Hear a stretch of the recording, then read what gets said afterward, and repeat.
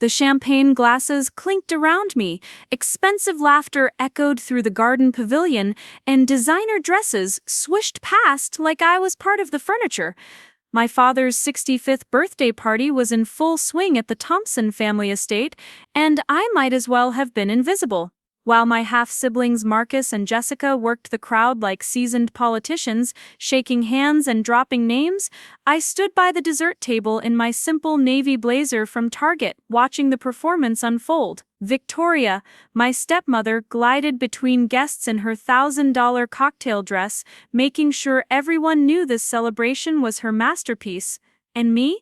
I was just Alex, the quiet one from Dad's first marriage, the one who worked some boring office job nobody cared to ask about. Before we jump back in, tell us where you're tuning in from, and if this story touches you, make sure you're subscribed, because tomorrow I've saved something extra special for you. But here's the thing about being underestimated. Sometimes the person everyone overlooks is the one holding all the cards. And tonight, at this very party where I felt smaller than ever, someone was about to ask a question that would change everything. A question about the real CEO of Pacific Ridge Industries. A question that would finally reveal who had been running the show all along. The evening started like every family gathering had for the past 8 years. I arrived at Hillcrest Manor right on time, carrying a modest gift wrapped in simple paper, while luxury cars lined the circular driveway like a showroom. The valet barely glanced at my 10-year-old Honda Civic squeezed between a Mercedes and a BMW. Inside the estate, the transformation was remarkable. Victoria had outdone herself with white silk draping, crystal centerpieces, and enough flowers to stock a florist shop. The guest list read like a who's who of Portland's elite. Dr. Patricia Walsh from the medical center, James Crawford from the law firm, Linda Foster, who owned half the restaurants downtown. Everyone who mattered in this city seemed to be here, celebrating my father's milestone birthday. I found Dad near the bar, surrounded by his usual crowd of golf buddies and business associates. Robert Thompson still commanded attention at 65, his silver hair perfectly styled, his custom suit fitting like it was painted on. He had that natural charisma that made people lean in when he spoke, the kind of presence that filled a room without effort. When he saw me approaching, he smiled that practiced smile he'd perfected over decades of networking. "Alex, there you are," he said, pulling me into a brief hug that felt more like a photo opportunity. "Glad you could make it." The conversation around us barely paused, as if my arrival was expected but unremarkable. Richard Stone, one of Dad's longtime friends, nodded politely in my direction before immediately returning to his story about some golf tournament. I stood there for a few minutes, listening to tales of business deals and vacation homes, feeling like a spectator at my own family's event. Marcus appeared beside me, looking every inch the successful son in his designer suit and confident smile. At 32, he had inherited Dad's natural charm and Victoria's ambition. "Hey Alex," he said, checking his phone while talking, "how's the job going? Still doing that administrative thing?" Before I could answer, he was already scanning the crowd for his next conversation. Jessica followed shortly after, her expensive jewelry catching the light as she air-kissed my cheek. "You look nice," she said in that tone that suggested surprise, as if looking presentable was beyond my usual capabilities. The truth was, my family had stopped asking real questions about my life years ago. They knew I worked downtown, something involving business management, but the details seemed to bore them. When pressed, I usually said I worked in operations, which was technically true, but hardly told the whole story.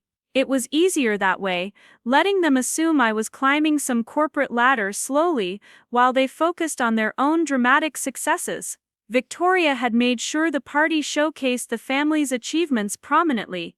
A slideshow played on screens throughout the pavilion, featuring highlights from Dad's business career, Marcus's recent promotion to regional sales director at North Point Manufacturing, and Jessica's real estate ventures.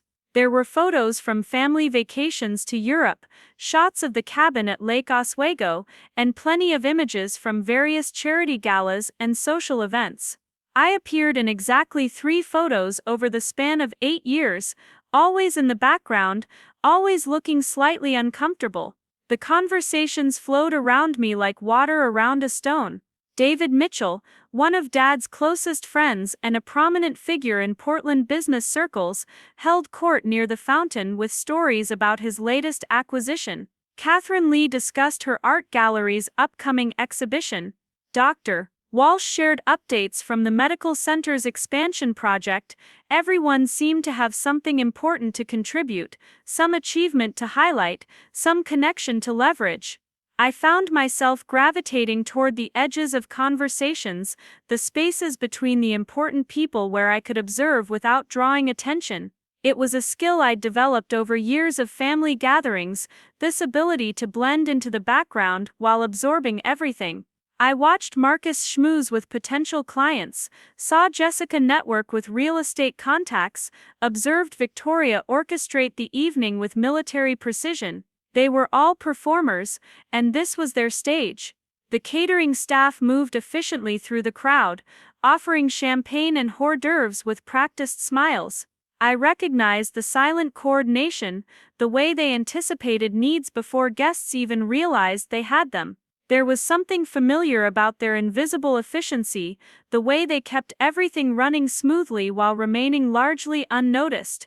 I caught the eye of one server, a young woman who looked tired despite her professional demeanor, and smiled genuinely. She seemed surprised by the acknowledgement. As the evening progressed, I retreated to the library inside the main house, seeking a moment of quiet away from the crowd. The room was exactly as I remembered from childhood visits, walls lined with leather-bound books that Dad had probably never read, expensive furniture arranged for show rather than comfort. Through the tall windows, I could see the party continuing in the garden, guests mingling under string lights that cast everything in a warm golden glow. This was where I used to hide during family gatherings as a kid, back when my parents were still married and these events felt less like performances. I remembered being 8 years old, sitting in the corner chair with a book, while adults discussed business deals I couldn't understand. Even then, I was better at listening than talking, better at observing than participating. Some things never change. My phone buzzed with a message from Tom Rivera, the warehouse manager at one of our facilities. Emergency shipment arrived early. Need approval for overtime crew. I typed back quickly, authorizing the additional hours and asking for a status update. Preparing and narrating this story took us a lot of time, so if you are enjoying it, subscribe to our channel. It means a lot to us. Now back to the story. In the morning. It was the kind of decision that needed to be made promptly, the kind of responsibility that never took a day off even during family celebrations. Working again? Jessica's voice startled me. She stood in the doorway, champagne glass in hand, looking amused. You know it's Saturday night, right? Even administrative assistants get weekends off. She laughed at her own joke, clearly pleased with what she considered gentle teasing. I slipped my phone back into my pocket without comment. Come back to the party, she said, already turning away. Victoria wants to do the cake soon, and you know how she gets when the family isn't all together for photos. I followed her back outside, where the crowd had grown larger as the evening wore on. More business associates had arrived, along with neighbors from the upscale Hillcrest community and members of the Riverside Country Club. The cake ceremony was everything Victoria had planned it to be. Professional photographers captured every moment as Dad made his speech, thanking everyone for coming and reflecting on his successful career. He spoke about building businesses, creating opportunities, and leaving a legacy for his children. Marcus and Jessica flanked him during the photos, beaming with pride and possibility. I stood slightly behind them, smiling on cue but feeling like an extra in someone else's movie. To family, Dad raised his glass for the final toast, and to the future we're building together. The crowd cheered and applauded. I raised my glass with everyone else, the champagne tasting bitter despite its expensive price tag. This was my family, these were my people, but I felt more like a guest than a member. The future Dad spoke about seemed to involve everyone except me. After the cake, the conversations resumed with renewed energy. Business cards were exchanged, deals were discussed, connections were made. I watched it all with the detached interest of an anthropologist studying a foreign culture. These people operated in a world of appearances and assumptions, where success was measured by visibility and status by recognition. They were sharks in expensive suits, circling each other with practiced smiles and calculated charm. The irony wasn't lost on me. Here I was, surrounded by Portland's business elite, listening to them discuss ventures and investments, while they saw me as nothing more than the quiet Thompson offspring who worked some forgettable office job. They spoke over me, around me, through me, as if I were invisible.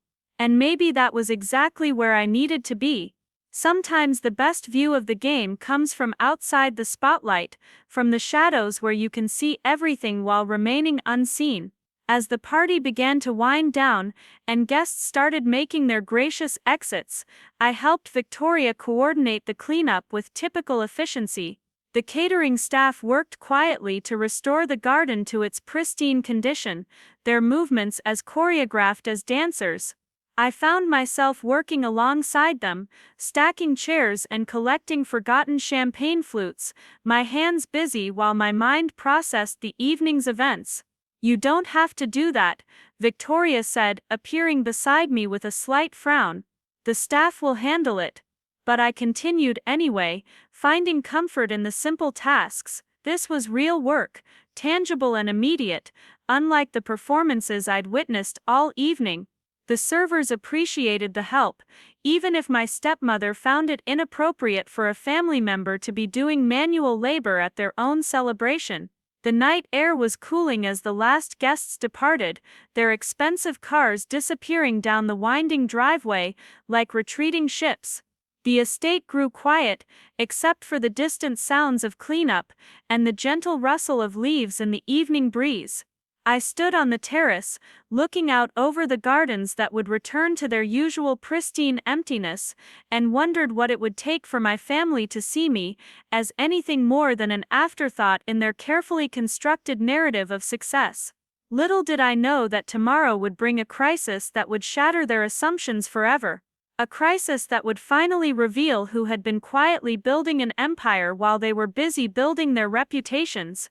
The real CEO of Pacific Ridge Industries was about to step out of the shadows, and my family was going to learn that sometimes the most powerful person in the room is the one nobody bothers to notice. Parts 2. 5. The hidden foundation. Monday morning arrived with the familiar comfort of routine. I drove my Honda Civic through downtown Portland, past the gleaming towers of the business district, toward the modest office building where I'd maintained my cover for 8 years. The contrast between Saturday's opulence and Monday's simplicity felt like stepping between two different worlds. I parked in the same spot I'd used for years, grabbed my weathered leather briefcase, and walked through the lobby with the invisible confidence of someone who belonged nowhere and everywhere. My office was on the 3rd floor, tucked away in a corner suite that most people passed without noticing. The nameplate on the door read A. Thompson Business Consultant, which was vague enough to avoid uncomfortable questions while being technically accurate. Inside, the space was deliberately unremarkable, a standard desk, 2 client chairs, filing cabinets that looked appropriately busy but not impressive. The only hint of anything unusual was the high-end computer system hidden beneath the ordinary exterior, and the multiple phone lines that connected me to operations most people never knew existed. This was my daily performance, as carefully choreographed as any theater production. I arrived each morning at 8, left each evening at 5, and maintained the appearance of a moderately successful independent consultant who handled various small business accounts. My neighbors in the building nodded politely when we shared the elevator, occasionally making small talk about the weather or weekend plans, but never pushing for details about my work that might reveal more than I wanted to share. The truth was that every phone call I answered, every email I sent, every decision I made from this unremarkable office rippled through a network of businesses that employed thousands of people across the Pacific Northwest. But maintaining that secret required constant vigilance, careful planning, and an attention to detail that would have impressed even Victoria's party planning standards. The art of being invisible while running an empire demanded skills I'd never imagined I'd need to develop. Angela Davis, the receptionist in the building's main lobby, had become something of an unwitting ally over the years. She was efficient, discreet, and had a natural ability to deflect curious questions about the tenants without seeming evasive. When people occasionally asked about the quiet consultant on the third floor, Angela would smile and mention something about business planning services, never elaborating enough to satisfy genuine curiosity, but providing sufficient detail to end casual inquiries. The morning routine included checking overnight reports from facilities across 3 states, reviewing financial summaries that painted a picture of steady growth and expanding market share, and coordinating with managers who knew me only as the primary decision-maker they rarely met in person. Tom Rivera, the warehouse supervisor, had been with the company for 12 years and had never questioned why the owner preferred phone conferences to face-to-face meetings.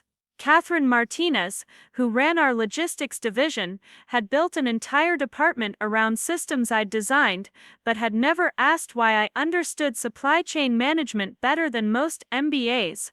My coffee came from the small cafe on the ground floor, the same order every day prepared by Sarah Kim, a college student who treated every customer like they were the most important person in her morning. She had no idea that the tips I left helped fund the scholarship program I'd quietly established at Portland State University, or that the business degree she was working toward had been made possible by profits from companies she'd never heard of. These small connections, these invisible threads that linked my hidden world to the everyday experiences of real people, reminded me why the secrecy mattered more than recognition.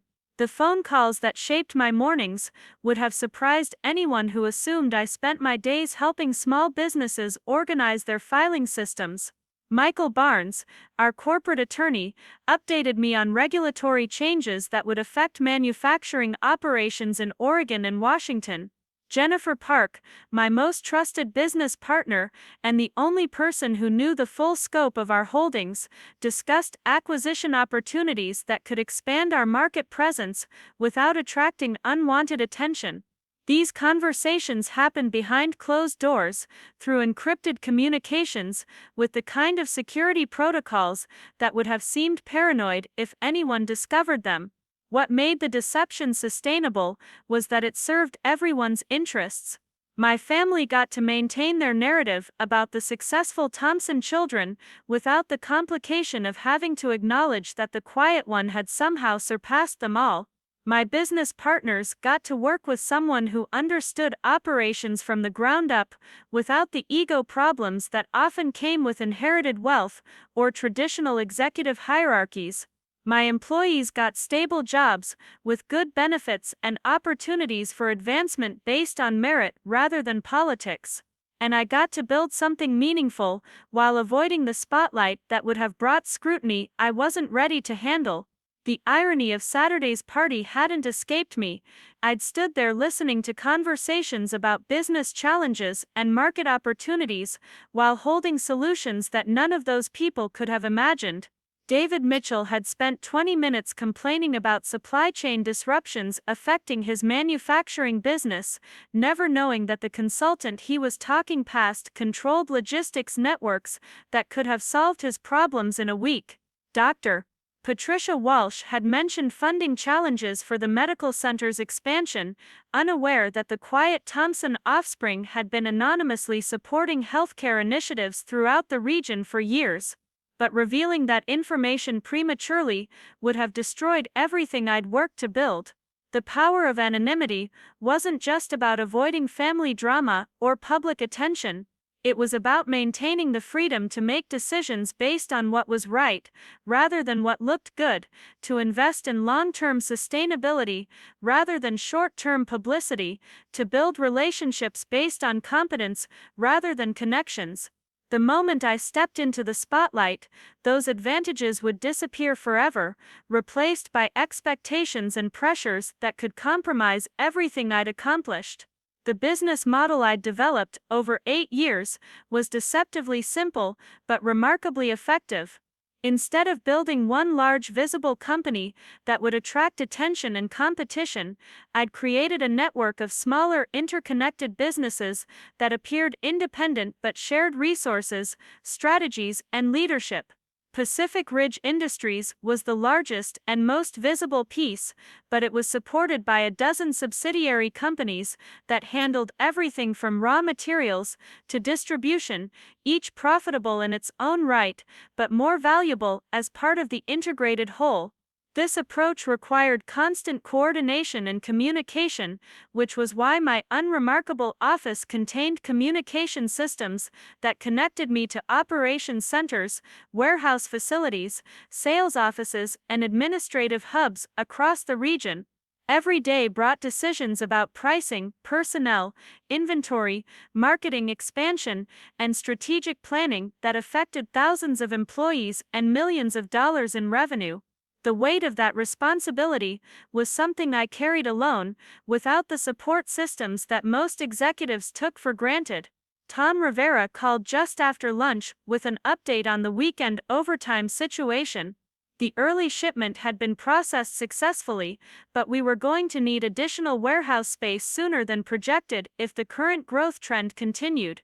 This was the kind of problem most business owners would celebrate, but it required careful planning to avoid the kind of rapid expansion that could attract regulatory attention or competitive interference. We discussed options for leasing additional facilities, bringing in temporary staff, and adjusting delivery schedules to manage the increased volume without disrupting existing operations.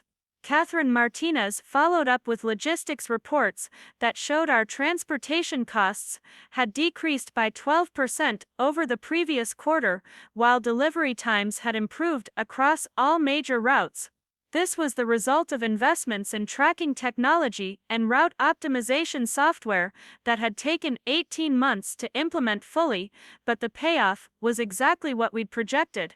These incremental improvements, invisible to outside observers but significant in aggregate, were how sustainable businesses were built, rather than inherited.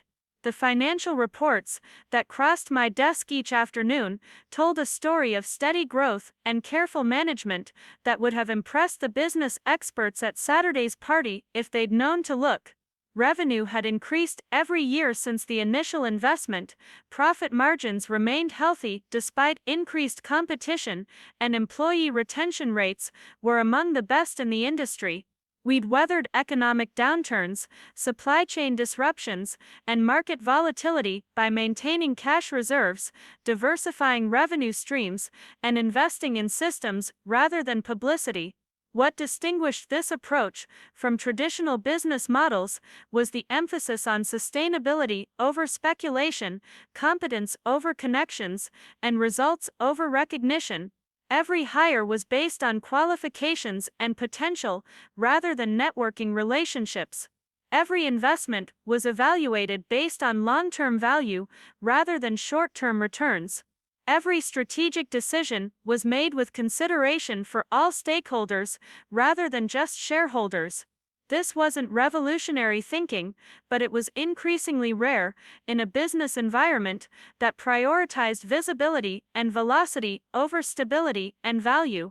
The afternoon brought conference calls with regional managers who reported on market conditions, competitive pressures, and operational challenges that required executive attention. These conversations revealed the complexity of managing multiple businesses across different industries while maintaining the appearance that each operated independently. Coordination had to be subtle, communication had to be secure, and decision-making had to be swift enough to maintain competitive advantages without being obvious enough to attract unwanted scrutiny. Jennifer Park had become invaluable in managing these complexities. As the nominal president of Pacific Ridge Industries, she provided the public face that allowed me to remain anonymous while ensuring that strategic decisions reflected my priorities and vision. Her background in operations management complemented my financial expertise, and her understanding of public relations prevented the kind of missteps that could have exposed our unconventional arrangement. She was also one of the few people who understood why I'd chosen anonymity over acknowledgement, privacy over prestige. Our partnership had developed organically over the years as Pacific Ridge grew from a struggling startup into a regional powerhouse. Jennifer had joined the company as operations manager when we had fewer than 50 employees, and her competence and discretion had earned increasing responsibilities as the business expanded. When it became clear that maintaining my anonymity required someone else to serve as the public face of leadership, she was the natural choice for promotion to president.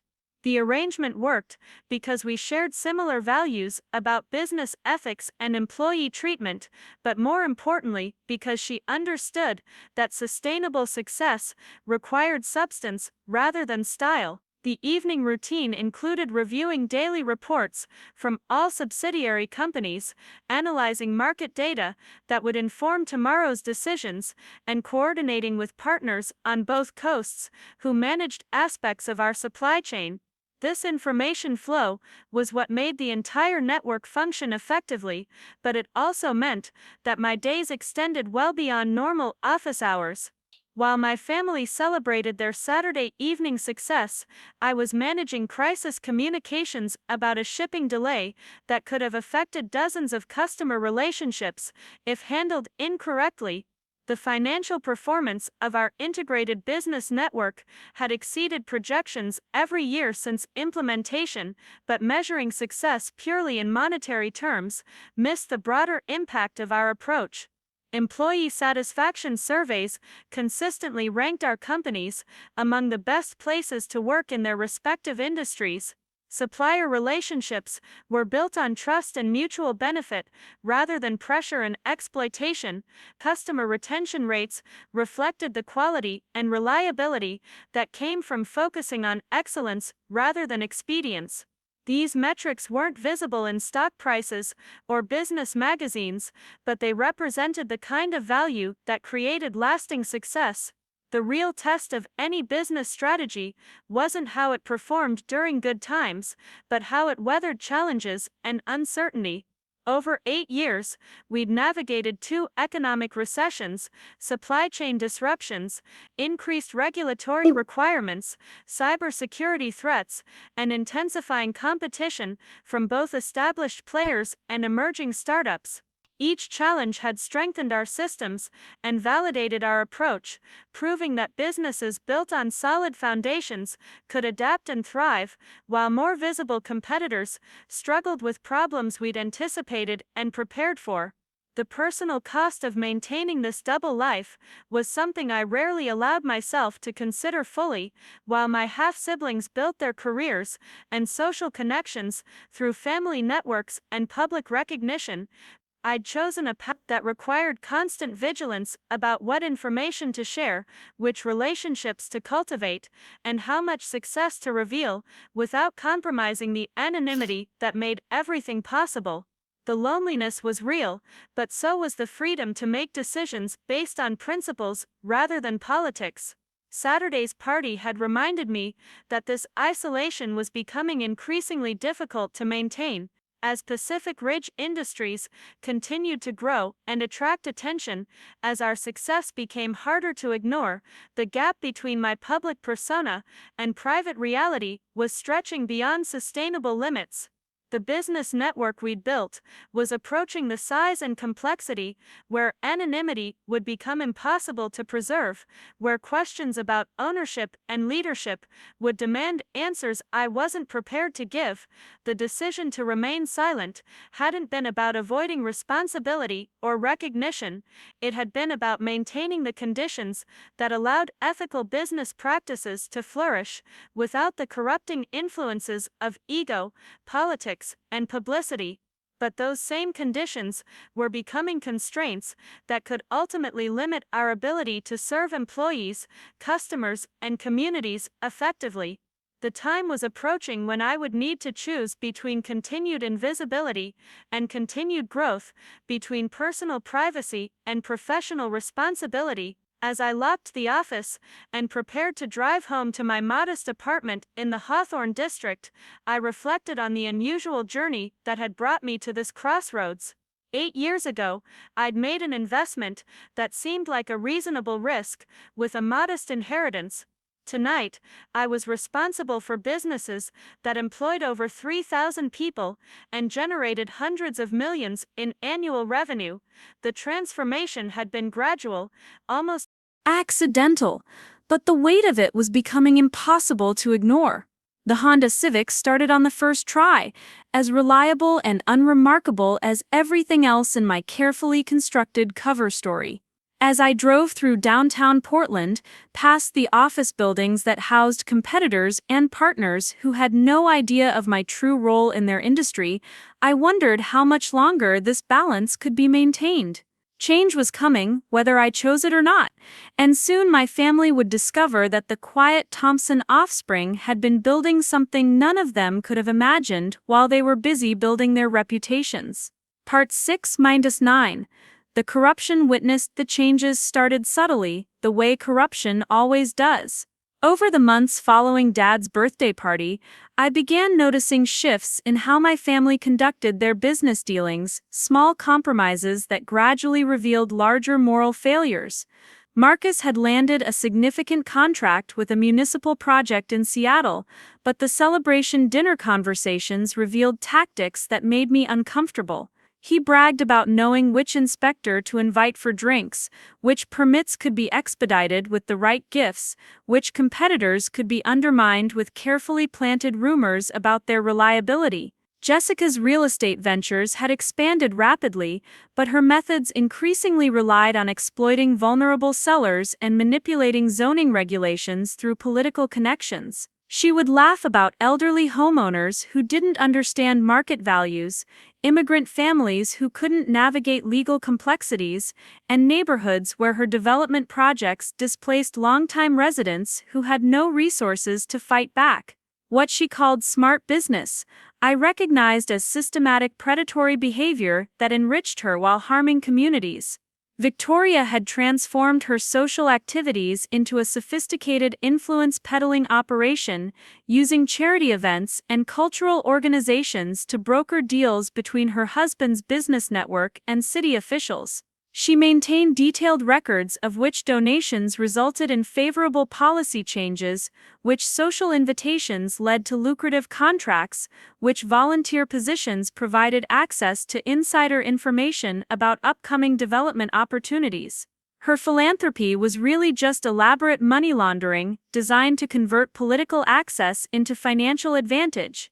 The family dinners that had once felt merely awkward now became exercises in moral flexibility that left me feeling sick.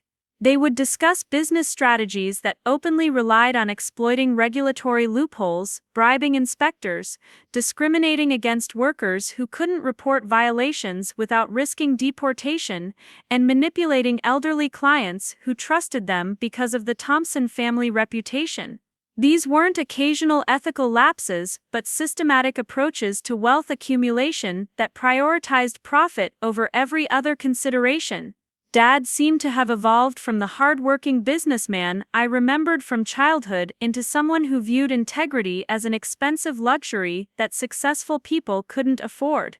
He would pontificate about free market principles while describing schemes to eliminate competition through underhanded tactics, lecture about personal responsibility while exploiting government subsidies he'd obtained through political connections, and praise American values while treating employees like disposable resources who existed solely to generate profits for their social superiors. The worst part was watching how this corruption infected every aspect of their lives. Marcus's marriage was falling apart because he applied the same manipulative tactics to personal relationships that he used in business deals.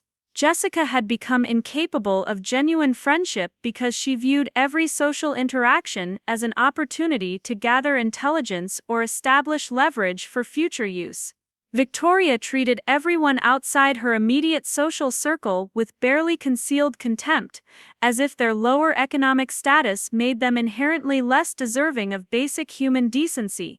Their attitudes toward employees revealed the depth of their moral deterioration. They would discuss workers like livestock, calculating the minimum wages and benefits necessary to prevent turnover while maximizing productivity through fear and desperation.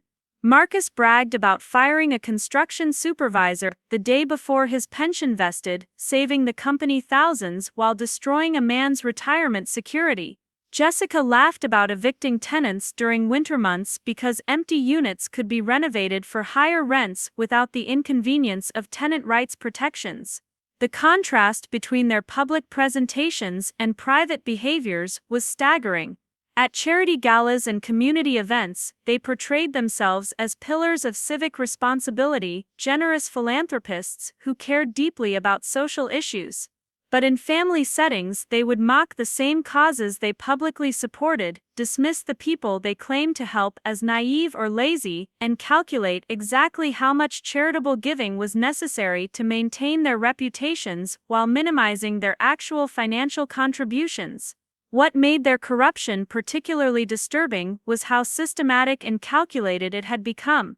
This wasn't impulsive greed or momentary weakness, but carefully planned strategies designed to extract maximum value from every relationship, every transaction, every opportunity, regardless of the human cost. They had transformed business ethics into business tactics, treating honesty as a negotiating position rather than a fundamental principle, viewing integrity as weakness rather than strength. The impact of their behavior extended far beyond their immediate business interests. Their suppliers learned to inflate prices to compensate for payment delays and arbitrary contract modifications. Their employees developed elaborate strategies to protect themselves from exploitation and retaliation. Their customers increasingly viewed transactions as adversarial negotiations where vigilance was necessary to avoid being cheated. The Thompson family name was becoming synonymous with sharp practices and moral flexibility throughout Portland's business community. I found myself in the uncomfortable position of witnessing this transformation while being powerless to prevent it. Family dinners became intelligence-gathering sessions where I learned about practices that contradicted everything I'd tried to build in my own business operations. Their casual discussions of illegal activities, unethical behaviors, and deliberate harm to vulnerable people revealed attitudes that would have made intervention both necessary and dangerous if I'd possessed the authority to act without exposing my own situation. The psychological toll of maintaining silence while witnessing systematic moral failure was heavier than I'd anticipated. Every family gathering brought new revelations about corruption, exploitation, and casual cruelty that my relatives discussed with the same enthusiasm most people reserved for sports scores or vacation plans. They had lost the ability to recognize ethical problems as problems, viewing moral concerns as obstacles to overcome rather than principles to respect. Marcus had developed particularly disturbing attitudes toward women in his workplace, creating hostile environments that forced competent female employees to quit rather than file complaints that could damage their future career prospects. He would describe these situations as natural market corrections, claiming that women who couldn't handle normal business pressure didn't belong in professional environments. His conversations revealed systematic patterns of sexual harassment, discriminatory hiring practices, and retaliation against anyone who challenged his behavior. Jessica's treatment of tenants and homebuyers had evolved into predatory lending practices that specifically targeted financially vulnerable populations. She would identify families struggling with medical bills, elderly people with cognitive impairments, and immigrants unfamiliar with American real estate laws, then structure deals that appeared beneficial initially but contained clauses designed to transfer property ownership to her companies through foreclosure procedures that her victims couldn't understand or contest. Victoria's social manipulation had expanded into political corruption that influenced municipal policy decisions affecting thousands of Portland residents. She maintained detailed files on elected officials, tracking their personal vulnerabilities, financial pressures, and family relationships to identify leverage points that could be exploited to secure favorable votes on zoning changes, tax assessments, and regulatory decisions. Her charity work was really just elaborate bribery disguised as civic engagement. The environmental damage caused by their business practices was something they discussed with particular callousness. Marcus's construction projects routinely violated environmental regulations, dumping contaminated materials in waterways, clearing protected habitats without permits, and using building materials known to cause health problems because they were cheaper than safer alternatives. He viewed environmental fines as operating expenses, factoring cleanup costs and regulatory penalties into project budgets rather than modifying practices to prevent damage. Their attitudes toward employee safety were equally disturbing. Workplace accidents were treated as public relations problems rather than human tragedies, with more energy devoted to avoiding liability than preventing injuries. They would discuss workers who had been hurt on job sites like insurance claims to be managed rather than people whose lives had been disrupted by preventable accidents. Safety equipment was viewed as an unnecessary expense that reduced profits, and safety training was limited to whatever minimum standards were required to avoid regulatory sanctions. The tax avoidance strategies they employed went far beyond legal optimization into criminal fraud territory. They maintained multiple sets of financial records, used shell companies to hide income streams, claimed fictitious charitable deductions, and employed workers as independent contractors to avoid paying employment taxes and benefits. These weren't sophisticated international tax strategies, but simple theft from public resources that funded schools, infrastructure, and social services their own communities needed. Their treatment of aging parents and relatives revealed how completely their pursuit of wealth had corrupted their capacity for human relationships. Dad's older brother had developed dementia, and the family discussions focused entirely on how to gain control of his assets while minimizing their obligations to provide care or support. They researched guardianship laws, investigated nursing home costs, and calculated inheritance implications with the cold efficiency of actuarial analysts rather than the compassion of family members. The discrimination they practiced against employees and customers based on race, religion, national origin, and economic status was both illegal and morally reprehensible, but they discussed these practices openly because they assumed everyone in their social circle shared similar prejudices. They would use coded language in public settings, but spoke explicitly about their bigotry in family contexts, revealing attitudes that would have horrified anyone who believed their public presentations about diversity and inclusion. What made their corruption particularly dangerous was how sophisticated and systematic it had become. These weren't impulsive decisions or isolated incidents, but carefully developed strategies designed to maximize profit extraction while minimizing legal consequences and public exposure.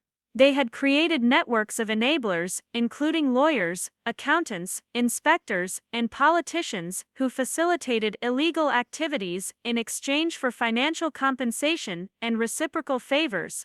The damage extended beyond their immediate victims to include entire communities whose economic development was distorted by corruption, environmental degradation, and exploitation of vulnerable populations. Their business practices created cycles of poverty and dependence that made it difficult for working families to achieve stability and security. They were extracting wealth from the regional economy while contributing nothing except jobs that paid inadequate wages and offered no benefits or advancement opportunities. The realization that my own family had become a criminal organization operating behind a facade of social respectability was more disturbing than anything I'd experienced in business or personal relationships. These weren't people who had made occasional poor choices or succumbed to temporary temptations, but individuals who had deliberately chosen to build their wealth through systematic exploitation of everyone around them. The contrast with my own business philosophy couldn't have been more complete.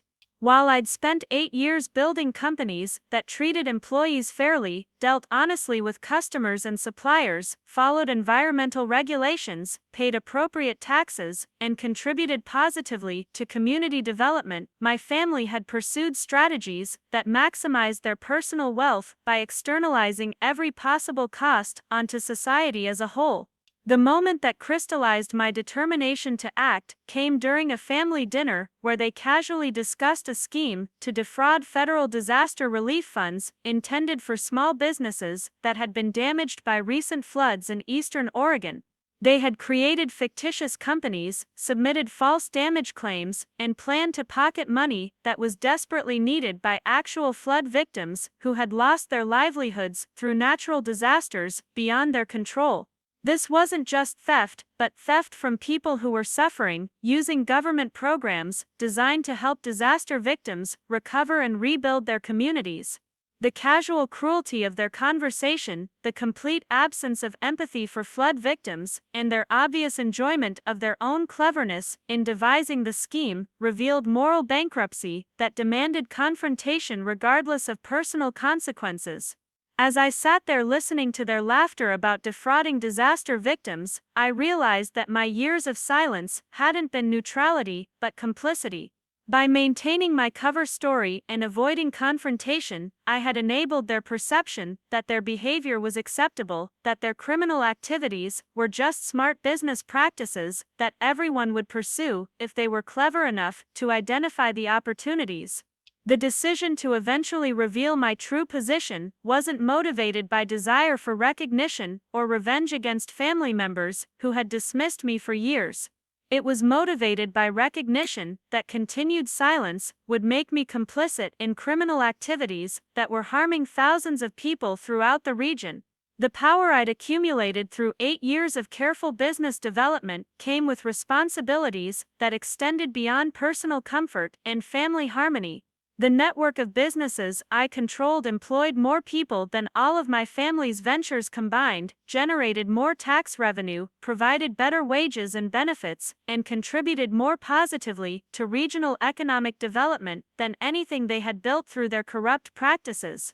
But none of that mattered if I continued to remain silent while they used the Thompson family name to facilitate criminal activities that damaged communities and harmed vulnerable populations.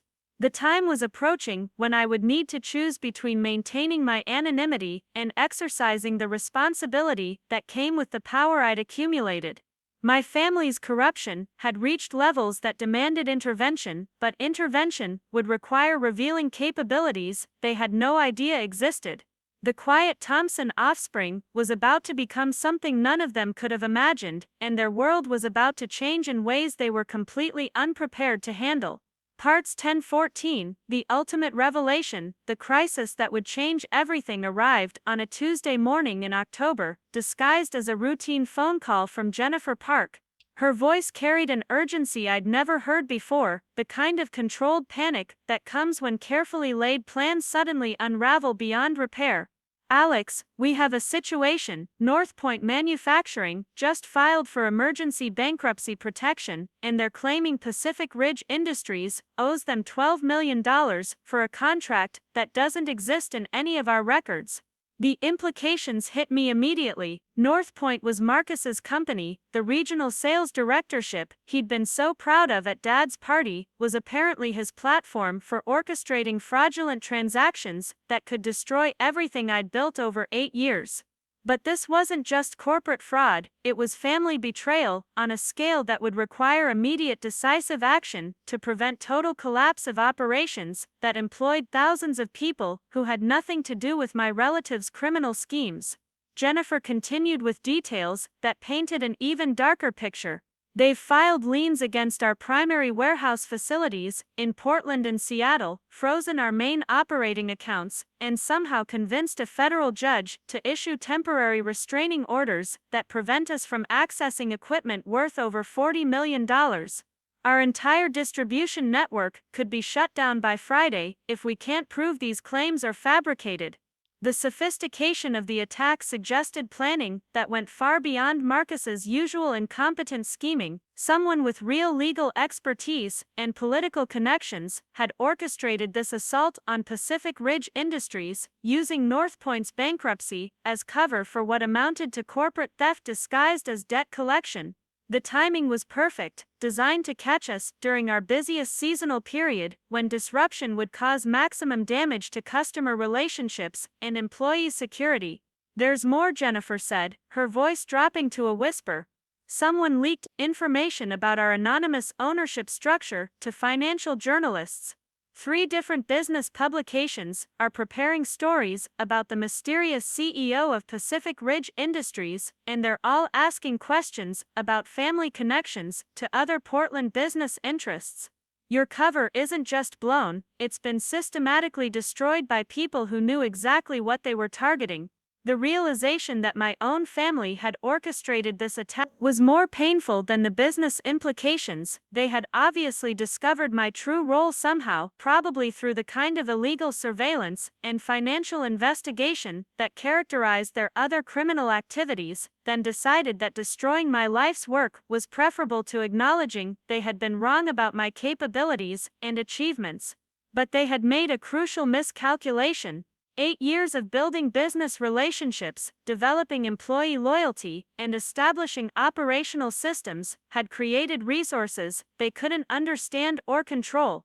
The network I'd constructed wasn't just financially powerful, it was resilient, adaptable, and backed by people who understood that integrity and competence mattered more than family connections or social status. The first step was damage control. Within 2 hours of Jennifer's call, I had conference calls scheduled with our legal team, accounting firm, and 3 different investigative agencies that specialized in corporate fraud cases. Michael Barnes had already identified the fabricated contracts that Northpoint was using to justify their claims, traced the shell companies that had been created to make the fraud appear legitimate, and located bank records proving that no money had ever changed hands between our organizations. The political dimensions of the attack became clear as our investigation progressed. Victoria's network of corrupt officials had been activated to facilitate the legal maneuvers that froze our assets and disrupted our operations. The federal judge who issued the restraining orders had received substantial campaign contributions from organizations controlled by Thompson family interests. The regulatory agencies that were suddenly demanding unprecedented documentation had been prompted by complaints filed through political channels Victoria had spent years cultivating. But they had underestimated both my resources and my determination. The business network I'd built included relationships with honest judges, ethical politicians, and regulatory officials who understood the difference between legitimate oversight and politically motivated harassment. More importantly, it included employees and business partners who were willing to fight for companies that had treated them fairly and honestly throughout the relationship. Tom Rivera called from the Seattle warehouse to report that employees had voluntarily organized round-the-clock security details to prevent any attempt to seize equipment or inventory. "Nobody's taking our stuff," he said with a determination that made me proud of the workplace culture we'd developed. "We know who signs our paychecks, and it isn't some fake company that appeared out of nowhere claiming they own money we never borrowed." Catherine Martinez had mobilized our logistics network to reroute operations through backup facilities that weren't subject to the fraudulent liens. "We'll have temporary distribution centers operational in Vancouver and Salem by Thursday," she reported. Customer deliveries won't be interrupted, and we can maintain full service while the legal team sorts out this mess. Our drivers and warehouse staff are working overtime without being asked because they understand what's at stake. The employee response was overwhelming.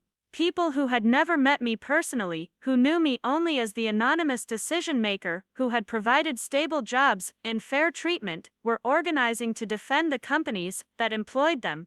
Production supervisors, administrative assistants, truck drivers, customer service representatives, and maintenance workers were all contributing time, energy, and expertise to ensure that fraudulent attacks wouldn't destroy their workplace security. Meanwhile, my family was discovering that orchestrating corporate fraud was significantly more difficult than their previous criminal activities. The fabricated contracts they'd submitted as evidence were so obviously falsified that even corrupt officials couldn't pretend they were legitimate. The shell companies they'd created to hide their involvement had paper trails that led directly back to bank accounts controlled by Thompson family interests.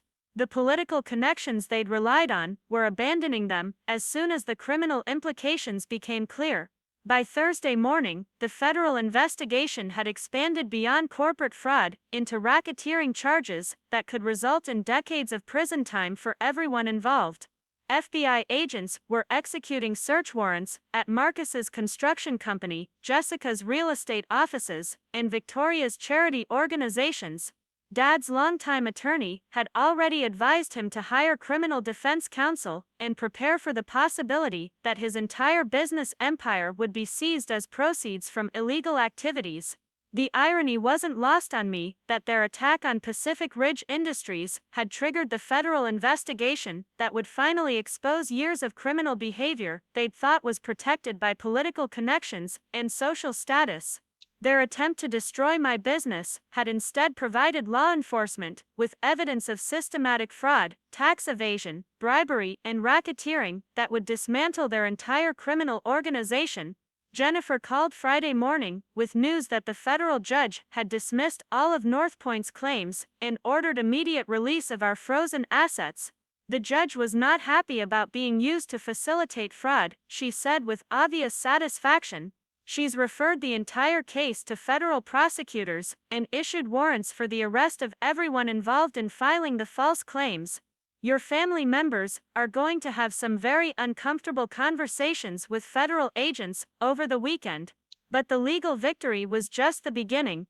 The business publications that had been preparing stories about Pacific Ridge Industries were now more interested in the criminal investigation that had exposed one of the largest corporate fraud schemes in Oregon history. The Thompson family name was about to become synonymous with corruption, bankruptcy, and federal criminal charges rather than social prominence and business success. The personal confrontation I'd been avoiding for 8 years could no longer be postponed. Dad called my office Saturday morning, his voice carrying a mixture of desperation and rage that revealed how completely his world had collapsed in less than a week. "We need to talk," he said without preamble, face to face, immediately. "There are things you don't understand about family loyalty and obligations that go beyond whatever business success you think you've achieved." I agreed to meet him at the family estate that evening, knowing this would be the conversation that would end our relationship forever, but recognizing that some confrontations were necessary, regardless of personal cost.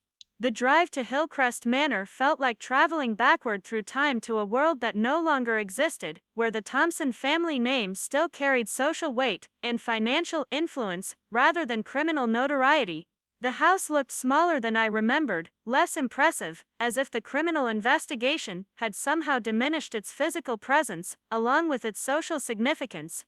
Dad was waiting in the library, where I'd hidden as a child, during family gatherings, but now he looked like the one seeking refuge from forces beyond his control. His usual confidence had been replaced by the desperate energy of someone whose carefully constructed life was disintegrating faster than he could comprehend. "How long have you known?" he asked without preliminaries, his voice carrying accusations I hadn't expected. "How long have you been planning this destruction of everything we built together as a family? Was this revenge for not treating you like Marcus and Jessica, or was it just greed disguised as moral superiority?"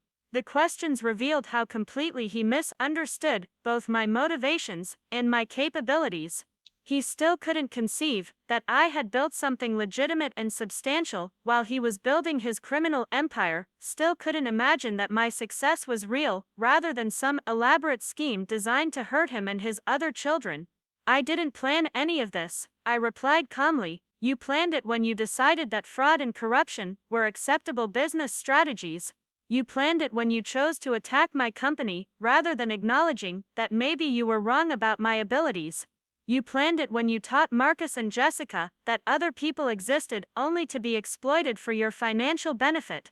His face went through several expressions as he processed this information, moving from anger to confusion to something approaching recognition. For the first time in years, possibly decades, he was being forced to confront the consequences of choices he'd made, without considering their impact on anyone else. Pacific Ridge Industries, he said slowly, as if testing the words. You're telling me that you, my quiet little Alex, who never showed any interest in business, somehow built a company that employs more people than everything Marcus and Jessica and I have accomplished combined. The disbelief in his voice was almost comical, but there was also something that might have been respect, or at least acknowledgement that he had fundamentally misunderstood one of his own children for most of my adult life. I pulled out my phone and showed him the financial reports that Jennifer had prepared for the federal investigation, documents that proved Pacific Ridge Industries was not only legitimate but more successful than any business venture the Thompson family had ever attempted. Revenue numbers, employee statistics, tax payments, charitable contributions, and growth projections that painted a picture of sustainable success built on ethical practices rather than criminal schemes. 8 years, I continued. 8 years of building something meaningful while you were busy building your reputation. 8 years of treating employees fairly while you were exploiting everyone around you. 8 years of contributing positively to this community while you were systematically destroying it through corruption and fraud. The silence stretched between us as he absorbed information that challenged every assumption he'd made about business success, family loyalty, and personal worth. His world wasn't just collapsing, it was being replaced by a reality he'd never imagined could exist. So what happens now? He asked finally. Do you destroy what's left of the family name? Do you testify against your own relatives? Do you use your success to ensure we all go to prison while you become the respectable Thompson who survived the scandal? The questions revealed that he still didn't understand the fundamental difference between our approaches to power and responsibility. He assumed I would use my position to either protect family members or punish them, depending on my personal feelings about their behavior. He couldn't conceive that my decisions would be based on principles rather than emotions, on obligations to employees and communities rather than family loyalty. I'm going to cooperate with federal investigators because thousands of people depend on the businesses you tried to destroy, I said. I'm going to ensure that everyone who was harmed by your criminal activities receives appropriate compensation. I'm going to use whatever influence I have to prevent similar schemes from succeeding in the future. What happens to you depends on choices you make about accepting responsibility for your actions. The conversation continued for 2 hours, covering years of misunderstandings, missed opportunities, and fundamental disagreements about ethics, responsibility, and family obligations. By the end, we both understood that our relationship would never recover from this confrontation, but we also understood each other better than we had in decades. He left that evening looking older than his 65 years, carrying the weight of criminal charges, bankruptcy, and social disgrace that would define the remainder of his life. I remained in the library until midnight, surrounded by books he'd never read and furniture chosen for appearance rather than comfort, reflecting on how completely our positions had reversed since that birthday party where I'd felt like an invisible disappointment. The following Monday, I walked through the front doors of Pacific Ridge Industries for the first time as the acknowledged CEO and owner of the company I'd built from anonymity. The lobby was filled with reporters, employees, business partners, and federal investigators, all waiting to meet the person who had been hiding behind corporate structures for 8 years while creating one of the most successful business networks in the Pacific Northwest. Jennifer introduced me to the crowd with obvious pride, highlighting the employee retention rates, community contributions, environmental awards, and financial performance that had been achieved through ethical business practices rather than criminal schemes. The applause was genuine, coming from people who understood that they were celebrating substance rather than publicity, competence rather than connections. The press conference that followed focused on our plans for expansion, our commitment to maintaining the ethical standards that had guided our growth, and our cooperation with federal investigators to ensure that similar fraud schemes wouldn't threaten other legitimate businesses. I answered questions about business philosophy, employee relations, community involvement, and future opportunities without once mentioning revenge, family conflicts, or personal vindication. The transformation was complete. The invisible Thompson offspring had become Alex Thompson, CEO of Pacific Ridge Industries, recognized leader in sustainable business development, and advocate for ethical corporate practices. But more importantly, the thousands of people who depended on our companies for their livelihood knew they could trust their economic security to someone who valued their contributions more than family loyalty or social status. The federal trials that followed resulted in prison sentences for Marcus, Jessica, Victoria, and ultimately Dad, along with dozens of their associates who had participated in various fraud schemes over the years. The Thompson family name became a cautionary tale about the consequences of choosing short-term greed over long-term integrity, criminal schemes over legitimate business development. But Pacific Ridge Industries continued to grow and prosper, providing stable employment and contributing positively to regional economic development through ethical practices and sustainable strategies. The employees who had defended the company during the crisis became the foundation for expansion into new markets and industries, their loyalty and competence more valuable than any family connection or social advantage. Years later, when people ask about the Thompson family scandal and how I survived the destruction of my relative's criminal empire, I tell them the truth. Success built on substance rather than style, on competence rather than connections, on integrity rather than influence, creates value that survives any crisis and serves any community fortunate enough to benefit from it. The real CEO was never the person with the biggest office or the loudest voice, but the one who understood that lasting success comes from lifting others rather than stepping on them. Sometimes the most powerful person in the room really is the one nobody saw coming, but only because they were too busy building something meaningful to waste time seeking recognition for achievements that spoke for themselves. The morning sun streamed through the floor-to-ceiling windows of my new office on the 23rd floor of the Pacific Ridge Industries headquarters, casting long shadows across the polished conference table where I was reviewing expansion proposals that would create over 2,000 new jobs across the Pacific Northwest. 6 months had passed since the federal trials concluded, 6 months since my family's criminal empire collapsed under the weight of their own corruption, and 6 months since I'd stepped out of the shadows to become the public face of everything I'd built in silence.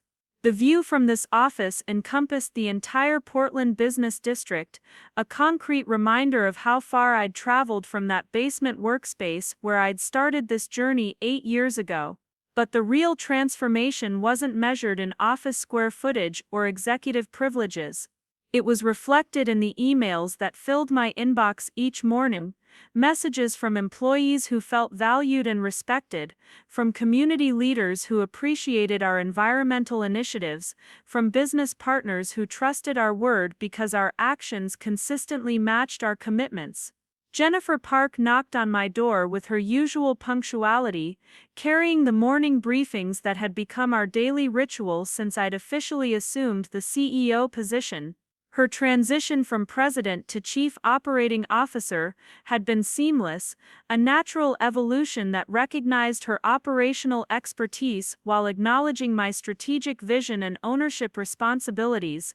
We had developed a partnership based on mutual respect and shared values that made the complex decisions of running a multi-billion-dollar enterprise feel manageable and purposeful. The Portland Tribune wants to do a follow-up story on the Thompson family scandal, she said, settling into the chair across from my desk with a slight smile. They're particularly interested in how Pacific Ridge has performed since you became the public face of the company. Revenue up 37%, employee satisfaction at all-time highs, 3 major environmental awards, and expansion into 4 new markets. They want to know how you maintained growth while your family was being prosecuted for fraud. The media attention had been relentless in the months following the federal investigations, but the focus had gradually shifted from the sensational aspects of family betrayal and criminal behavior to the more substantive story of ethical business practices and sustainable growth strategies. Journalists who had initially been drawn to the dramatic elements of corporate fraud and sibling rivalry were discovering that the real story was more complex and ultimately more inspiring than simple family dysfunction. "Tell them what we've told everyone else," I replied, reviewing the quarterly reports that showed consistent improvement across every metric that mattered. Success isn't about who you know or how cleverly you can manipulate systems. It's about competence, integrity, and understanding that sustainable growth comes from creating value for everyone involved in your business ecosystem. The employee retention statistics were particularly satisfying. Despite the upheaval and uncertainty that had accompanied the federal investigations and trials, fewer than 3% of our workforce had left the company voluntarily during the past year. Exit interviews revealed that people stayed because they trusted our leadership, believed in our mission, and appreciated working for an organization that treated them as valuable contributors rather than disposable resources. Tom Rivera had been promoted to Regional Operations Manager, overseeing warehouse and logistics functions across 5 states with the same dedication and integrity that had made him invaluable when he was supervising a single facility. His transformation from hourly supervisor to executive management illustrated the advancement opportunities that became available when promotion decisions were based on competence and character rather than connections and politics. Catherine Martinez now served as Vice President of Supply Chain Management, leading initiatives that had reduced transportation costs by 28% while improving delivery reliability and environmental sustainability. Her success demonstrated the potential that had always existed within our organization but had been constrained by traditional corporate hierarchies that prioritized titles over talent. The scholarship program I'd established at Portland State University had expanded to include partnerships with community colleges and vocational schools throughout Oregon and Washington, providing educational opportunities for children of our employees and young people from communities where our facilities operated. The program wasn't just charitable giving but strategic investment in developing the skilled workforce that would drive future growth while strengthening the communities that supported our operations. Angela Davis, the building receptionist who had unknowingly helped maintain my cover for years, had accepted a position as our customer service manager, bringing her natural discretion and interpersonal skills to a role where they could benefit both the company and the customers who depended on our services. Her promotion illustrated our commitment to recognizing talent wherever it existed, rather than limiting opportunities to people with traditional credentials or family connections. The environmental initiatives that had always been central to our business philosophy were attracting attention from regulatory agencies, environmental organizations, and other companies seeking to reduce their ecological impact while maintaining profitability.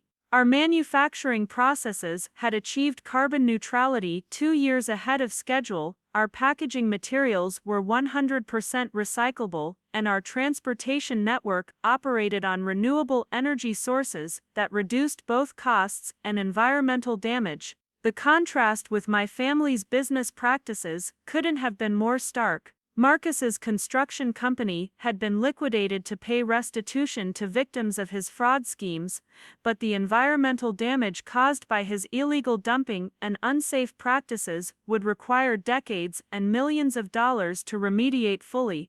The communities he had harmed through contaminated water supplies and destroyed habitats were just beginning to understand the long-term health consequences of his criminal negligence. Jessica's real estate empire had collapsed when federal investigators discovered that most of her properties had been acquired through fraudulent loans, forged documents, and predatory lending practices that specifically targeted vulnerable populations. The elderly homeowners and immigrant families she had exploited were pursuing civil lawsuits that would likely continue for years, seeking compensation for losses that went far beyond financial damages to include destroyed credit, displaced families, and shattered trust in American institutions. Victoria's network of corrupt politicians and officials had been systematically dismantled through plea agreements and cooperation with federal prosecutors, revealing the extent to which political corruption had influenced municipal policy decisions affecting everything from zoning regulations to tax assessments.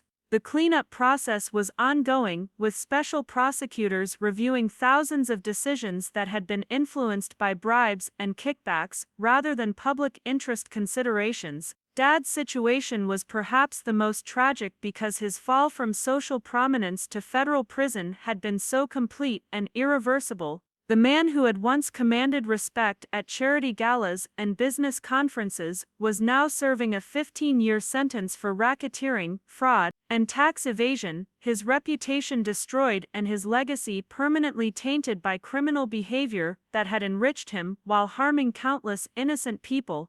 But their downfall, while personally painful, had created opportunities for positive change that extended far beyond our company's immediate interests. The federal investigation had exposed corruption networks that had been distorting economic development throughout the region, allowing legitimate businesses to compete fairly while ensuring that government contracts and regulatory decisions served public interests rather than private enrichment schemes. The ripple effects of their criminal prosecution had strengthened ethical business practices throughout Portland's corporate community. Companies that had been pressured to participate in corrupt schemes now operated in an environment where honesty and transparency were rewarded rather than penalized. Small businesses that had been shut out of opportunities by political favoritism could now compete based on competence and value rather than connections and bribes. My personal relationships had also undergone fundamental transformations during the months since the trials concluded.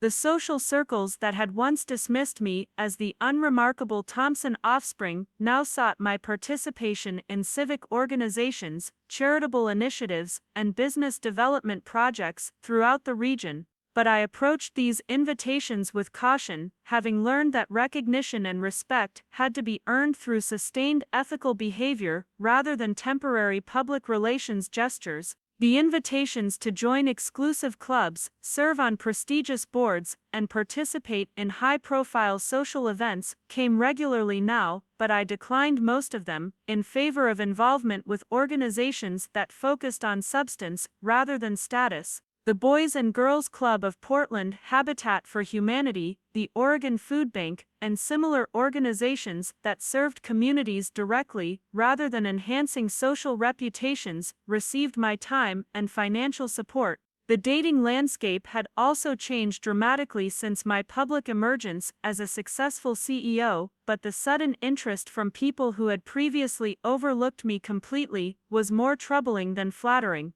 The challenge was distinguishing between genuine interest in who I was as a person and calculated attraction to what I represented as a wealthy, successful business person with social prominence and political influence. Sarah Kim, the The college student who had served my coffee every morning for years without knowing my true identity had graduated with her business degree and accepted a position in our marketing department where her authentic personality and genuine work ethic were already making positive contributions to our brand development and customer engagement initiatives. Her success illustrated the potential that existed when opportunities were available based on merit rather than connections. The monthly all-hands meetings I conducted with our entire workforce had become models for transparent corporate communication that other companies were studying and attempting to replicate.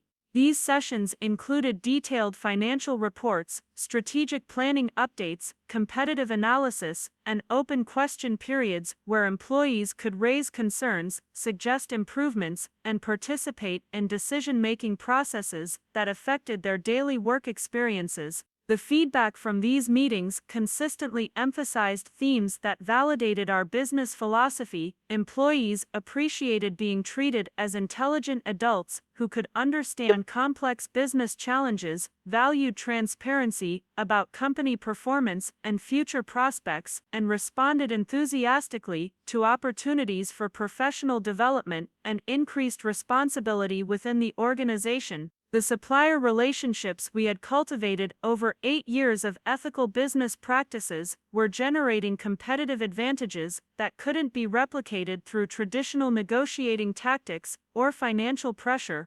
Companies that had been burned by my family's payment delays and arbitrary contract modifications were eager to work with Pacific Ridge Industries because they trusted our word and relied on our consistent fair treatment of business partners. These relationships enabled us to secure better pricing, priority delivery schedules, and exclusive access to innovative products and services that enhanced our competitive position while supporting other ethical businesses throughout our supply chain. The network effect of these relationships created sustainable advantages that couldn't be destroyed by temporary market fluctuations or competitive pressures. The community development initiatives we supported were attracting attention from urban planners, economic development specialists, and social policy researchers who were studying our approach to corporate citizenship and community investment. Rather than traditional charitable giving that provided temporary relief while perpetuating dependency, our programs focused on education, infrastructure, and entrepreneurship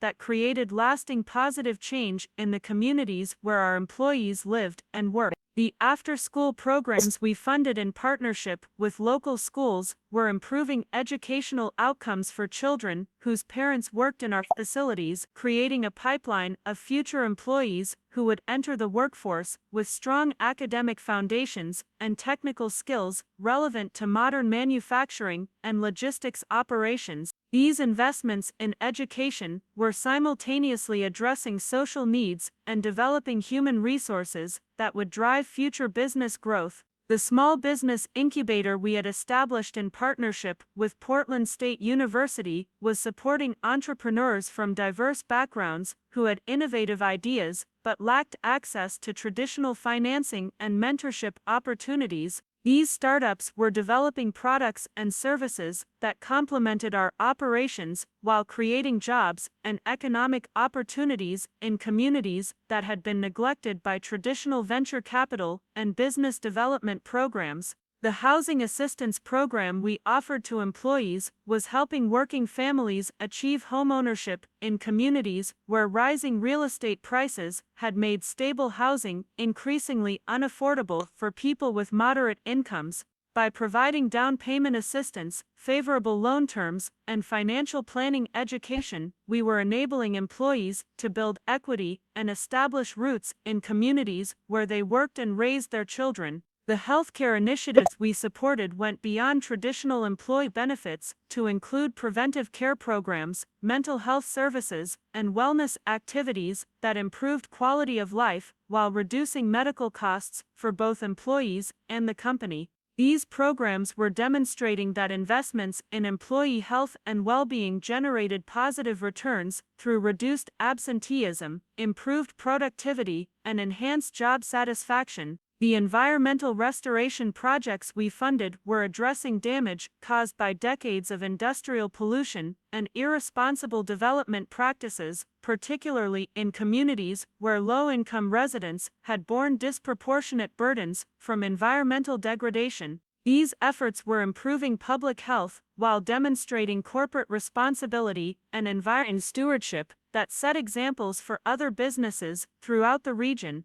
The transparency and accountability measures we had implemented throughout our operations were attracting attention from governance experts, regulatory agencies, and investor groups who were studying our approach to corporate responsibility and stakeholder engagement. Our quarterly sustainability reports, annual social impact assessments, and ongoing community feedback processes were establishing new standards for corporate transparency and public accountability. The technological innovations we were developing and implementing across our operations were improving efficiency while reducing environmental impact and enhancing worker safety and job satisfaction. Automated systems that eliminated dangerous and repetitive tasks were creating opportunities for employees to develop higher-level skills while improving workplace safety and operational reliability. The research and development partnerships we had established with universities and technical institutes were generating innovations that benefited our operations while contributing to broader scientific and technological advancement.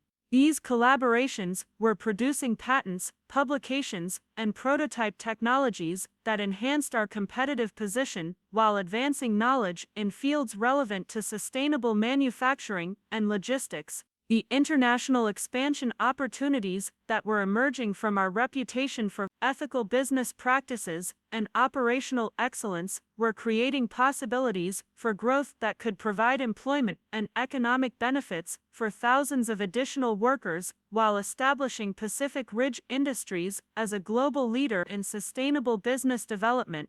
But perhaps the most satisfying aspect of this transformation was the simple recognition that ethical business practices weren't obstacles to success, but foundations for sustainable growth that benefited everyone involved in our operations.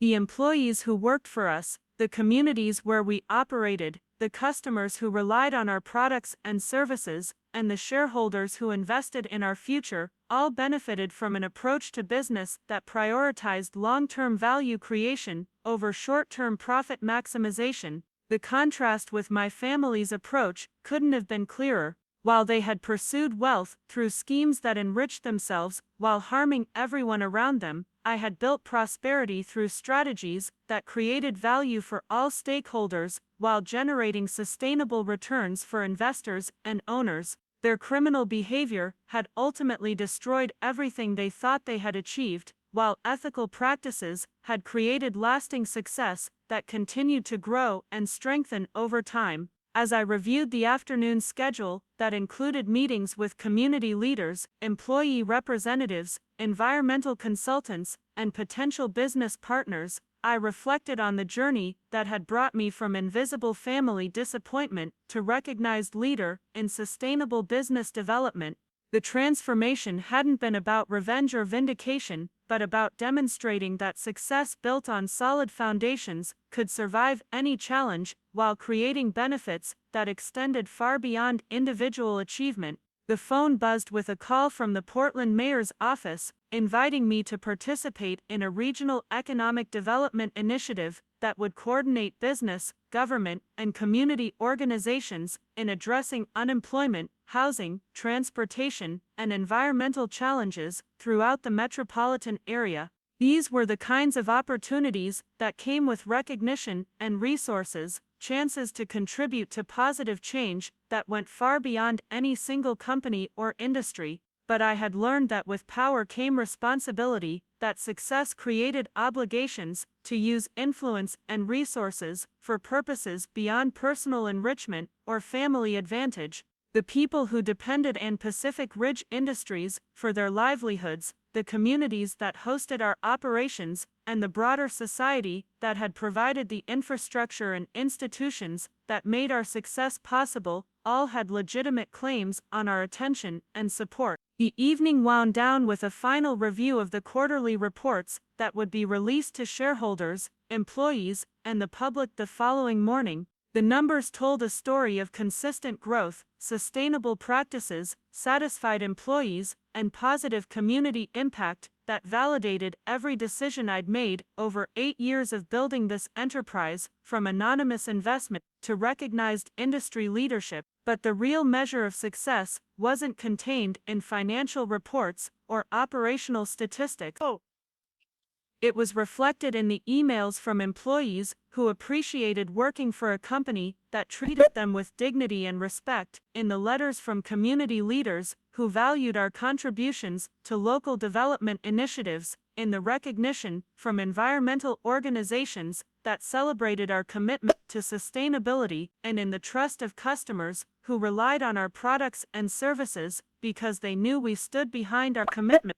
As I prepared to leave the office and drive home to the modest apartment I'd kept in the Hawthorne district, deliberately avoiding the ostentatious displays of wealth that had characterized my family's lifestyle, I thought about the lessons learned through this extraordinary journey, from invisibility to recognition, from family disappointment to business leadership, from quiet observer to active participant in shaping the economic and social future of the Pacific Northwest.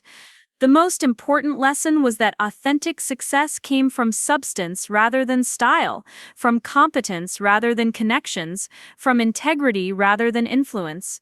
The power to create positive change existed within anyone willing to work consistently toward meaningful goals while treating other people with fairness and respect. Recognition and rewards followed naturally from genuine achievement, but the achievement itself was more important than the acknowledgement. Tomorrow would bring new challenges, new opportunities, and new responsibilities that came with leading an organization that employed thousands of people and influenced communities throughout the region. But tonight, I could reflect with satisfaction on the knowledge that every person whose life had been touched by Pacific Ridge Industries was better off because of the choices I'd made about how to build and operate ethical businesses in an often unethical world. The quiet Thompson offspring had become something none of my family members could have imagined, but more importantly, I had become someone I could respect in the mirror each morning, someone whose success was built on foundations solid enough to support not just personal achievement, but community prosperity that would continue long after my individual contribution was forgotten. Sometimes the most powerful person in the room really is the one nobody saw coming, but only because they were too busy creating value for everyone else to waste time seeking credit for achievements that spoke for themselves. The morning mist hung low over Lake Oswego as I stood on the deck of the cabin that had once been my family's weekend retreat, now transformed into a conference center for the Pacific Ridge Foundation. 5 years had passed since that pivotal birthday party where I'd felt invisible among my own relatives. 5 years since the federal trials that dismantled their criminal empire, and 5 years since I'd stepped into the light as the CEO who had been hiding in plain sight for nearly a decade. The irony of hosting the annual Pacific Northwest Sustainable Business Summit at this location wasn't lost on me. This same property where Victoria had once orchestrated corrupt political deals now welcomed environmental scientists, ethical business leaders, community organizers, and social entrepreneurs from across the region. The rooms that had echoed with casual discussions of fraud and exploitation now hosted workshops on renewable energy, fair labor practices, community development, and corporate responsibility. Dr. Elena Rodriguez, the keynote speaker for this year's summit, was reviewing her presentation notes at the dining table where my family had once planned their various schemes. She directed the Institute for Sustainable Economics at Stanford University, and her research on stakeholder capitalism and community-centered business models had influenced policy discussions from Silicon Valley to Washington, D.C. Her presence here represented the kind of intellectual leadership that was reshaping how successful companies understood their obligations to society. The Thompson case study has become required reading in my graduate seminar, she mentioned as we discussed the morning's agenda. Not because of the family drama or criminal prosecutions, but because Pacific Ridge Industries demonstrates that ethical business practices generate superior long-term returns while creating measurable social benefits. Your model is being replicated by companies throughout North America and Europe. The transformation of Pacific Ridge Industries over the past 5 years had exceeded even my most optimistic projections. We now employed over 8,000 people across 12 states, our annual revenue approached $2 billion, and our environmental sustainability initiatives had earned recognition from the United Nations Global Compact for their innovation and effectiveness. But the statistics that mattered most were the ones that measured human impact rather than financial performance. Employee ownership had expanded to include stock options for every worker after their first year of employment, creating a workforce that shared directly in the company's success while maintaining strong incentives for productivity and innovation. The average tenure of our employees was now over 7 years, compared to less than 2 years for the industry as a whole, and exit interviews consistently cited workplace culture and advancement opportunities as primary reasons for staying with the organization. Tom Rivera had been promoted again, this time to Executive Vice President for Operations, overseeing manufacturing and logistics across our entire network. His journey from warehouse supervisor to senior executive illustrated the advancement opportunities that became available when promotion decisions were based on competence and character rather than credentials and connections. He was completing his MBA through our employee education program while managing operations that generated over $600 million in annual revenue. Catherine Martinez now served as Chief Sustainability Officer, leading initiatives that had made Pacific Ridge Industries carbon negative 3 years ahead of our original timeline. Her department had developed renewable energy systems, waste reduction technologies, and supply chain innovations that were being licensed to other companies throughout the industrial sector. Her success demonstrated the business value of environmental leadership when it was integrated into core operations rather than treated as superficial public relations. The scholarship programs we had established now supported over 1,500 students annually across community colleges, state universities, and technical schools throughout the Pacific Northwest. But more importantly, we had created apprenticeship programs that provided paid training opportunities for young people who wanted to develop skills in advanced manufacturing, renewable energy systems, logistics management, and environmental technology without accumulating crushing student debt. Angela Davis had transitioned from customer service manager to director of community relations, coordinating our partnerships with local organizations, government agencies, and educational institutions. Her natural ability to build relationships and communicate effectively had made her invaluable in developing the trust-based partnerships that enabled our community development initiatives to succeed where traditional corporate philanthropy had failed. The Housing Assistance Program had evolved into a comprehensive homeownership initiative that had helped over 2,000 families purchase homes in communities where they worked. By providing down payment assistance, favorable loan terms, financial planning education, and ongoing support services, we had enabled working families to build equity and establish stability in neighborhoods that had been gentrifying beyond their economic reach. The healthcare initiatives had expanded beyond employee benefits to include community health centers, preventive care programs, and mental health services that served the broader populations in areas where our facilities operated. These programs were demonstrating that corporate investment in public health generated positive returns through healthier communities, reduced healthcare costs, and improved quality of life for everyone involved. Sarah Kim had completed her MBA and was now leading our marketing and brand development efforts, bringing authentic storytelling and genuine customer engagement to our communication strategies. Her background serving coffee to busy professionals had given her insights into customer behavior and communication preferences that proved invaluable in developing marketing approaches that built trust rather than manipulating purchasing decisions. The international expansion that had begun cautiously with a single facility in British Columbia now included operations in 7 countries across 3 continents. each established through partnerships with local organizations that shared our commitment to ethical business practices and community development. These international operations were demonstrating that sustainable business models could succeed in diverse economic and cultural environments, while generating benefits for local communities rather than extracting value for distant shareholders. The technology innovations developed through our research partnerships were generating intellectual property that we licensed freely to other companies working on sustainability challenges, environmental restoration, and social impact initiatives.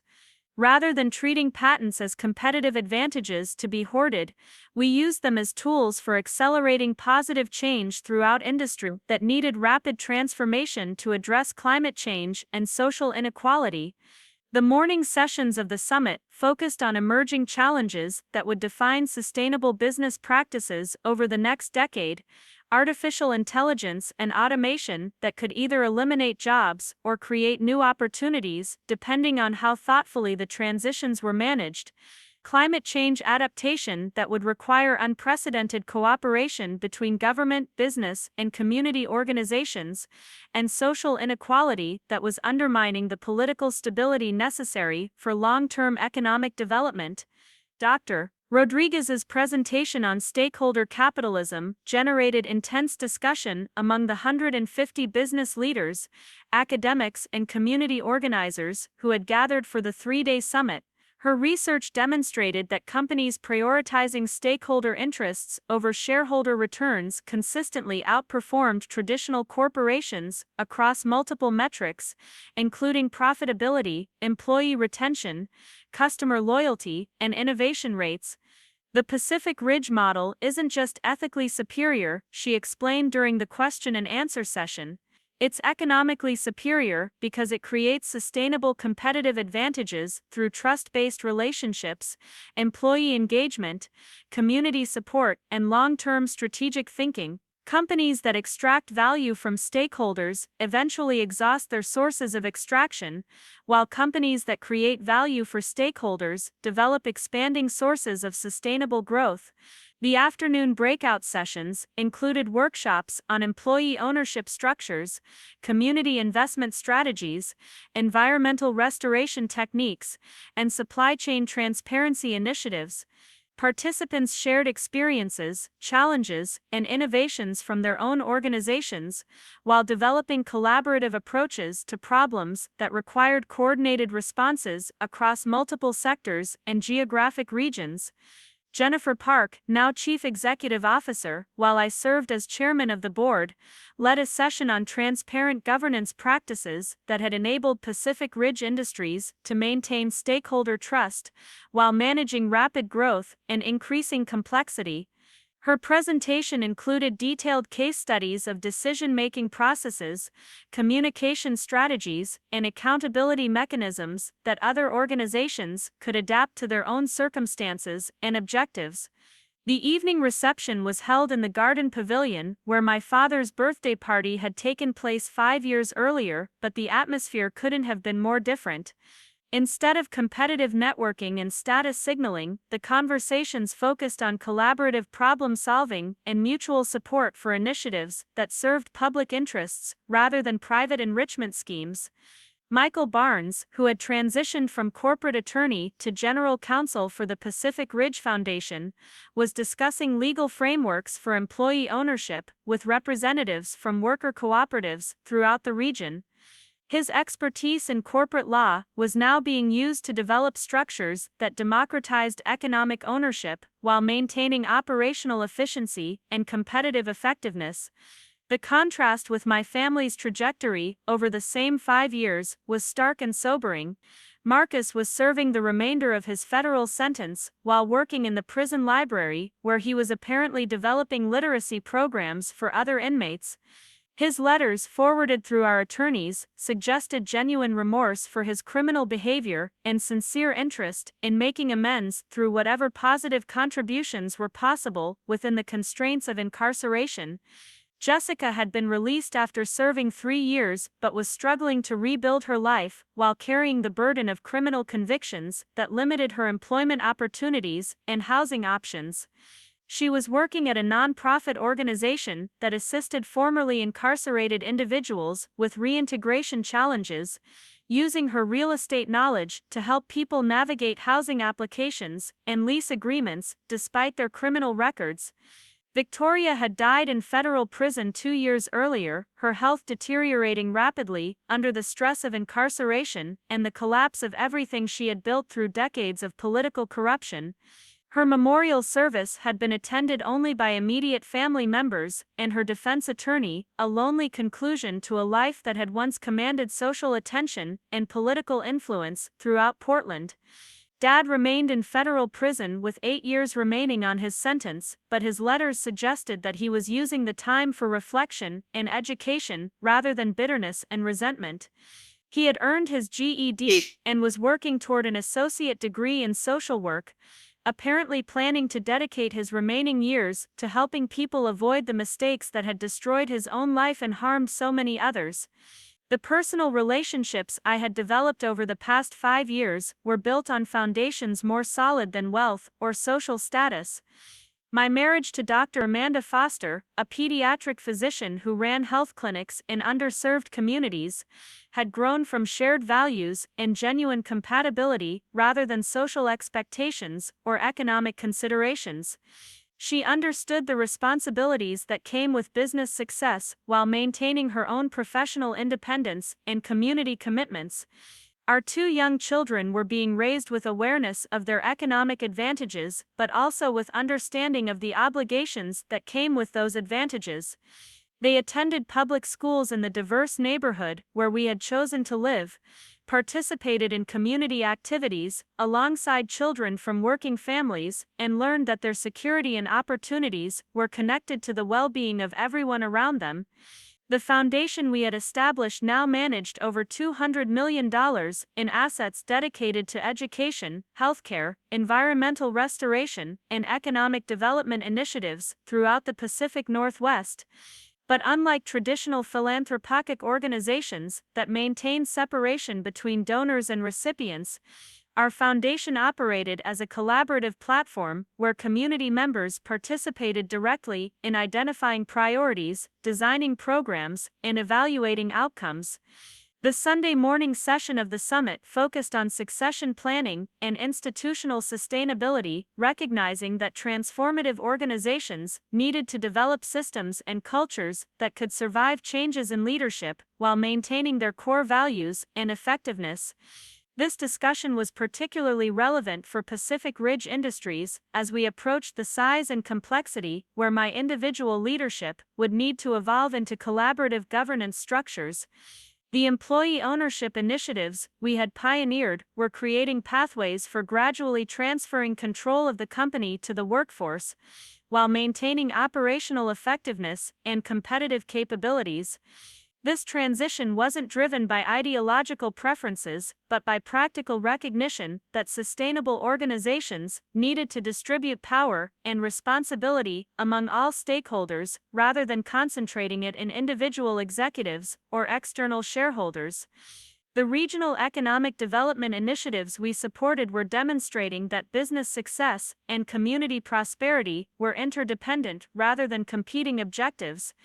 Companies that invested in education, infrastructure, healthcare, and environmental quality in their operating communities consistently outperformed competitors that treated these factors as external costs to be minimized rather than shared assets to be developed. The closing ceremony of the summit included presentations from young entrepreneurs who were launching businesses based on the principles and practices that had been discussed throughout the weekend. Their ventures addressed challenges ranging from urban agriculture and renewable energy to affordable housing and educational technology, but they all shared commitments to stakeholder value creation rather than shareholder value extraction. As the participants departed on Sunday afternoon, returning to their own communities and organizations with new knowledge, expanded networks, and renewed commitment to sustainable business practices, I reflected on the journey that had brought me from invisible family member to recognized leader in the movement toward ethical capitalism and stakeholder-centered economics. The personal transformation had been profound, but the broader social changes were even more significant. The corruption and criminality that had once characterized so much of Portland's business community had been replaced by transparency and accountability that served public interests rather than private enrichment schemes.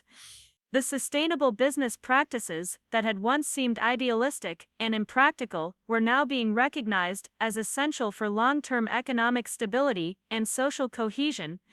The Pacific Ridge Industries model was being studied and adapted by organizations throughout North America and Europe, demonstrating that ethical business practices could generate superior financial returns while creating measurable social benefits. Business schools were revising their curricula to include stakeholder capitalism, community development, and environmental sustainability as core components of management education rather than optional specializations. The policy changes that had emerged from the federal investigations of my family's criminal activities had strengthened regulatory frameworks, enhanced transparency requirements, and increased penalties for corporate fraud throughout the region. These changes were making it easier for ethical businesses to compete fairly while making it more difficult for corrupt organizations to exploit legal loopholes and regulatory gaps. But perhaps the most important change was cultural rather than legal or economic. The business community that had once celebrated clever schemes and regulatory manipulation now recognized that sustainable success required substance rather than style, competence rather than connections, and integrity rather than influence. The values that had once been dismissed as naive idealism were now understood as practical necessities for building organizations that could thrive in an interconnected and rapidly changing world. As I drove home through the familiar streets of Portland, past the office buildings where honest businesses were creating value for all their stakeholders, past the schools and hospitals and community centers that were benefiting from corporate citizenship and collaborative partnerships, past the parks and neighborhoods where working families were building stable lives and bright futures, I felt grateful for the unexpected journey that had brought me to this place of purpose and possibility. The quiet Thompson offspring, who had once felt invisible at family gatherings, had become someone who could contribute meaningfully to positive change while maintaining the privacy and authenticity that had always been more important than recognition or status. The business empire built in silence had become a platform for demonstrating that success and service were not competing objectives but complementary strategies for creating value that would benefit current stakeholders while preserving opportunities for future generations. Sometimes the most powerful person in the room really is the one nobody saw coming, but only because they understood that true power comes from lifting others rather than standing above them, from building bridges rather than walls, from creating value that extends far beyond individual achievement to encompass the prosperity and well-being of entire communities. The legacy wasn't measured in dollars earned or awards received, but in lives improved, opportunities created, and systems transformed to serve human flourishing rather than wealth concentration. That was a legacy worth building, worth protecting, and worth sharing with anyone ready to understand that business could be a force for positive change when guided by principles that honored the dignity and potential of every person touched by its operations. Up next, you've got two more standout stories right on your screen. If this one hit the mark, you won't want to pass these up, just click and check them out.